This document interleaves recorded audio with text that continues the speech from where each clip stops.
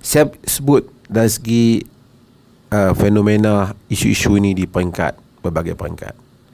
Satu, kalau suami masuk Islam, isteri tak masuk Islam,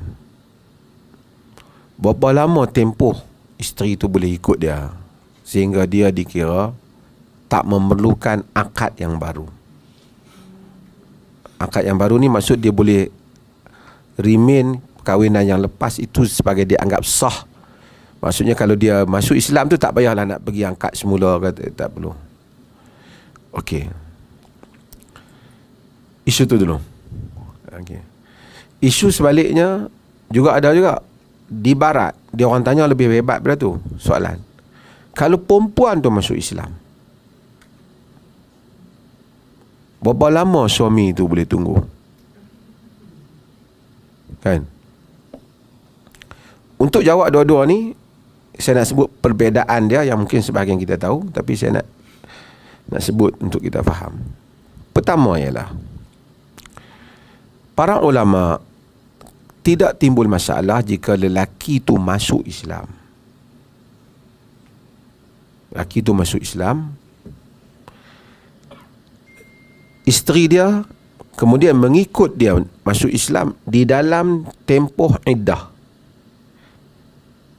3 bulan ataupun 3 kali suci, ataupun dalam sebahagian mazhab 3 kali haid, kan? Okey. Dalam tempoh itu kalau dia masuk Islam, kita pakai yang lama. Yang ni kita tak payah angkat yang baru. Majoriti para ulama setuju hal ni. Semua setuju hal ni. Cuma kalau mereka bincang pula, kalau sekiranya dia masuk Islam, isteri dia tak masuk, isteri dia Kristian atau Yahudi, selain daripada mazhab Syafi'i, mazhab yang lain, mereka Hanafi, mereka membenarkan untuk terus suami isteri sebab ahlul kitab. Sebab tu kita tengok ada yang kebanyakan Arab tu, macam Yasir Arafat lah, isteri dia Kristian. Kita tahu macam mana? Pakistan ramailah, pasal mereka boleh. Dan kita di Perlis pun fatwa yang sama. Orang kata tu ahli kitab dah ubah kitab. Memanglah kalau dia tak ubah kitab, dia masuk Islam lah daripada awal. Sebab dia memang Kristian lah. Allah menamakan, Allah kata, wal muhsanatu minal ladina utul kitab. Orang wanita-wanita yang menjaga kemaluan mereka di kalangan ahli kitab tu halal untuk kamu. Ahli kitab, Allah nama ahli kitab. Walaupun Allah kata ahli kitab tu menyeleweng, kan? Tak apa, saya nak sebut dulu supaya saya jawab semua. So kalau dia ada ke isteri dia Kristian ataupun pada para ulama yang lain, is okay untuk remain sebagai suami isteri. Tapi peranan dia lah sebagai suami untuk mengajar agama. Tapi tidak boleh kalau dia Muslimah yang masuk Islam, suami dia Kristian, dia tak. Ini hanya membabitkan lelaki. Membabitkan lelaki. Okey. Para ulama berbincang, tadi saya kata, berapa lama mereka boleh duduk dalam tempoh tadi, suami isteri.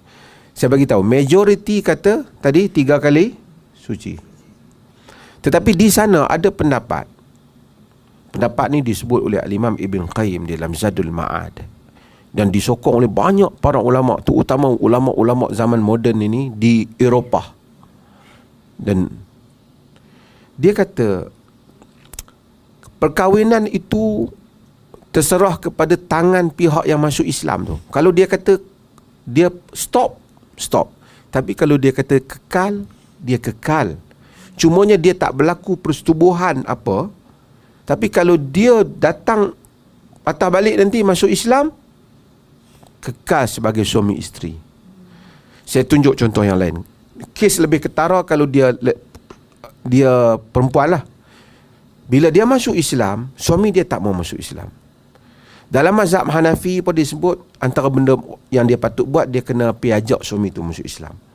Bukan senang, zaman sekarang berbeza. Saya nak sebut, ada seorang tokoh besar, dia sebut Faisal Maulawi, dia sebut benda ni. Kita ambil fenomena katalah di UK, Europe, mereka ni macam romantik lah cinta-cinta ni. Walaupun Muhammad Saleh ni macam-macam ada kan. Masa dulu janji sehidup semati kan, forever sebagai suami isteri. Tiba-tiba isteri dia ni pergi jumpa orang, datang idea nak masuk Islam dan nak masuk Islam. Anak-anak ada.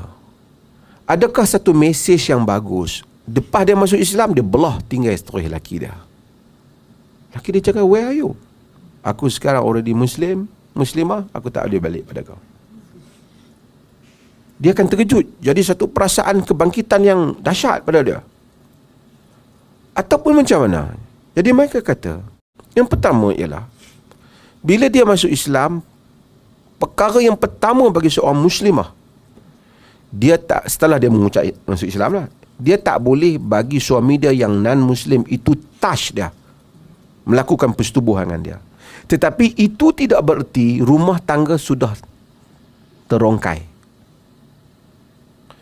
Dia maintain rumah tangga tu pada qaul jumhur sehingga 3 kali suci. Pada Ibn Qayyim dia kata, kalau dia masuk Islam perempuan tu, lepas daripada 3 kali suci ataupun 3 kali haid, dia buat keputusan, aku dah tak mau dengan suami lama, aku nak kahwin lain. Dia dah habis iddah, dia boleh kahwin. Tapi kalau dia buat keputusan, aku nak tunggu lagi suami lama, 1 tahun pun aku tunggu, 2 tahun pun aku tunggu, aku tak mau orang lain, aku nak pujuk dia masuk Islam, boleh. Bila dia tu masuk Islam, tak perlu angkat yang baru. Dia kata, pakai angkat yang lama, terus jadi suami isteri. Ini pandangan Ibn Qayyim. Majlis Fatwa Eropah ramai menyokong pandangan ni. Pasal Eropah dia ada masalah yang lain. Tu saya kata perkara alam ni. Kalau ustaz-ustaz Malaysia dengar ni, saya ni, oh teruk ni, keluar mazhab ni. Macam tu lah. Dia buat terkejut. Johor saya tak tahu terkejut terang mana. Tapi kita kena ada fleksibel. Kita kadang-kadang ustaz tu cakap, dia senang lah, dia duduk rumah dia, mak bapak dia Islam, dia tak ada isu tu. Dia tak fikir orang yang ada masalah ni. Sedangkan khazanah Islam itu luas. Ulama-ulama yang ada ni, macam saya kata tadi, benda ni boleh dilihat pada angle yang berbeza. So dia ambil pendapat Nabi, kata Aisyah, ma khuyyira bainal amrayn illa ikhtara aisaruhuma. Nabi tidak diberi pilihan antara dua benda, melainkan dia pilih yang mudah. Dan keadaan tu bukan kaul mamat tepi jalan, bukan kaul hak perempuan rambut apa tu yang masuk pilihan raya kalah ni, bukan kaul dia. Bukan pendapat dia tu. Ini pendapat para fuqaha sajalah. Saya tak tahu nama dia. Okay. Ini pendapat para fuqaha, kan? Para ulama dalam hal yang seperti ini kita boleh pilih. So dia ada peluang. Kalau dia nak kahwin, dia boleh kahwin. Jadi dia boleh kahwin lah, pasal dia dah masuk Islam. Jadi dia tak boleh kahwin tu bukan hukum syarak tak boleh kahwin. Pejabat agama tak mau bagi kahwin sebab isu pengurus, tak, isu pentadbiran. Dari segi agama dia boleh kahwin. Tapi kalau mai perlih kahwin.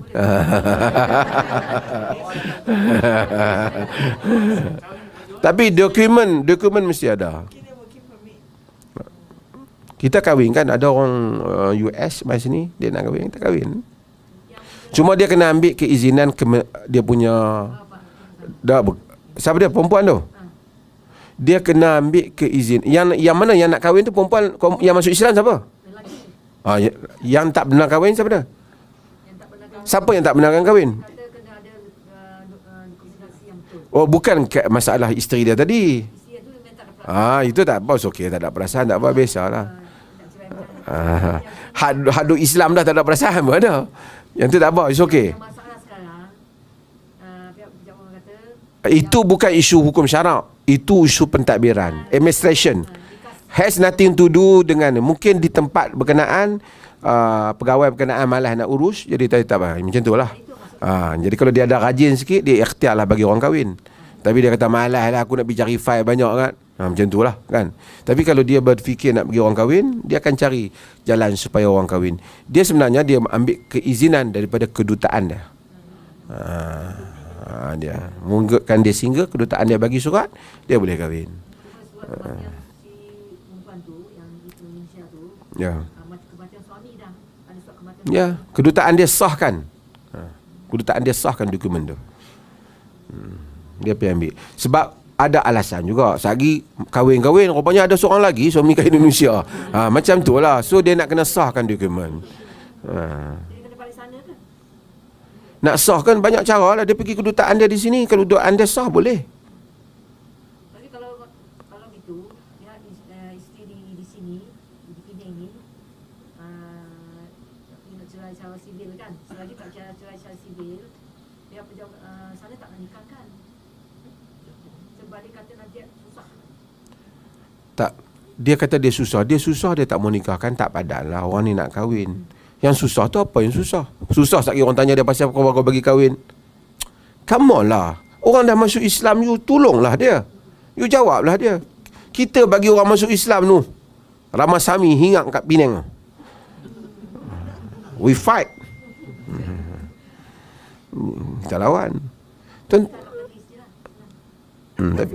Cukup dokumen boleh. Jangan pun dia mai saya dah cerai dah. Bila cerai? Adalah. Siapa saksi? Allah Subhanahu Wa Taala. Tak boleh lah. Dia kena ada dokumen. Ada surat terperintat pasal Indonesia ni bagus negara dia, tapi kita pun tahu dokumen dia mudah dibuat. Hari tu dia datang nama lain, lepas tu dia masuk pula nama baru. Tu masalah dia. So dokumen tu nak kena pada pihak sah. Bukan kata Indonesia, kita sendiri CJ kita nak kena ada pihak yang sah kan. Sekali. Tak perlu balik sana lah. Bawa surat. Yang tu saya tak tahu. Yang tu pentadbiran Indonesia tahu. Kalau kedutaan Indonesia kata you have to go back to our country, take the the original ni daripada tu, itu pentadbiran dia. Mula bang tanya. Besok saya jadi duta Indonesia, saya tahu. Gurau. Okey, ada soalan.